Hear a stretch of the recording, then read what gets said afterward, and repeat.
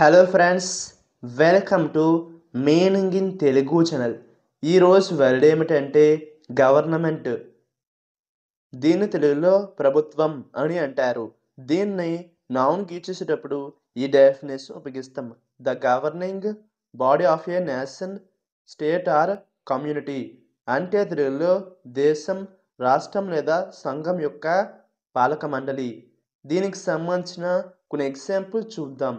వాటితో ఇంకా బాగా అర్థం చేసుకోవచ్చు.